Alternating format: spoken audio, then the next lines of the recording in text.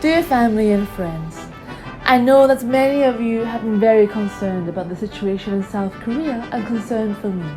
But fear not, for I have made this short and informative video about the situation in South Korea and how you do not need to panic. Everyone knows about the situation right now around the world with the coronavirus. So as of today, with the 14th of March 2020, Korea has 8,086 cases and 72 deaths. Is everyone in Korea safe? Yes. Is everyone panicking? No.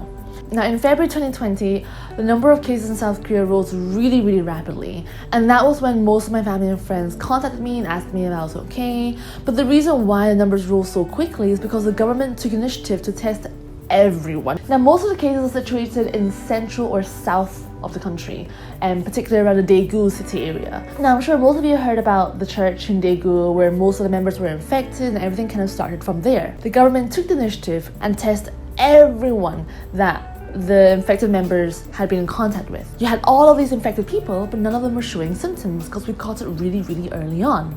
And because we caught it really early on, it meant that we could heal the people faster. And that's why the number of cases are so high and the number of deaths are so low. The government also has a text emergency alert system. So I don't know if, I know back home in the UK we don't have this, but do we? If there's an incident that happened nearby you, anyone who's nearby will get a text message alerting them of the incident.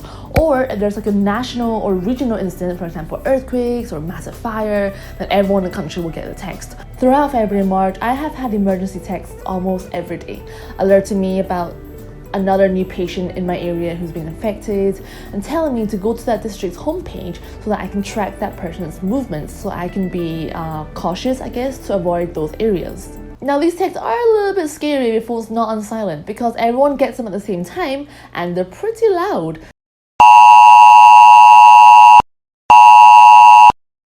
So you'll suddenly have this wave of alert sirens all around you, and it can be pretty scary, but then you learn to get used to it. Now the texts can be a little bit annoying, especially if you get them one after the other, but they are definitely one of the reasons why the number of cases is so high but the number of deaths is so low. And people in Korea are definitely very good at being cautious. Korea also has drive-thru testing areas, and whoever thought of that deserves a round of applause.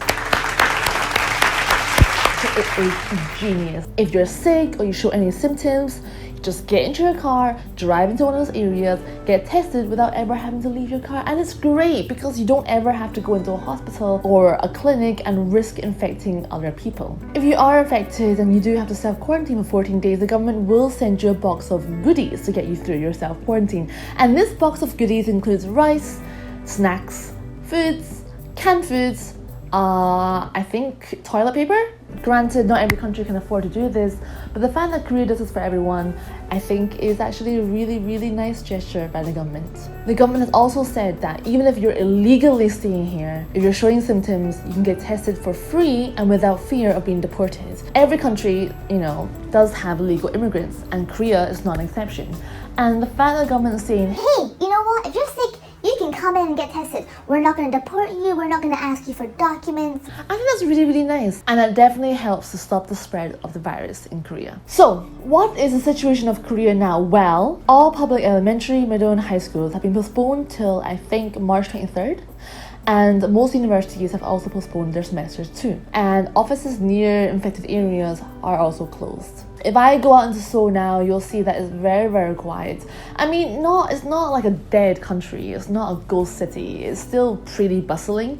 But compared to what it was before, you can definitely say that it's quieter. Line 2 in Seoul is usually really packed, like really packed. Like you can't even move. But these days, while it's still busy and still packed, it's not as cramped as it was before. And it's because a lot of people are very cautious now about leaving the house if they don't have to. Anyone with children and anyone who's of old age usually don't leave their house. And anyone who does leave the house wears a mask and are very cautious about talking to anyone or being near anyone. I went to the cinema 2 weeks ago. That was really empty. Out of the entire room, I think only 2 rows were full. Any music festivals or large events have been cancelled, and the government have said that Anywhere with a large group of people, please don't go. So while the cinema is still open, for example, nobody chooses to go anymore to reduce the risk of infection. Masks in Korea was a big issue. All the masks all over Korea are sold out, as you know, in other countries as well, I'm sure.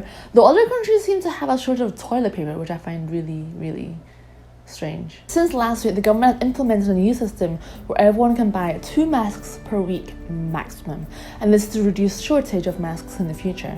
Now, South Korea is no longer the second most infected country in the world, it's now 4th after Italy and Iran, which is really shocking. I think nobody expected Italy and Iran to have cases shoot up so quickly. So Italy and Iran, I just want to say to you that we pray for you, we're thinking of you, and we really hope the situation all blows over soon.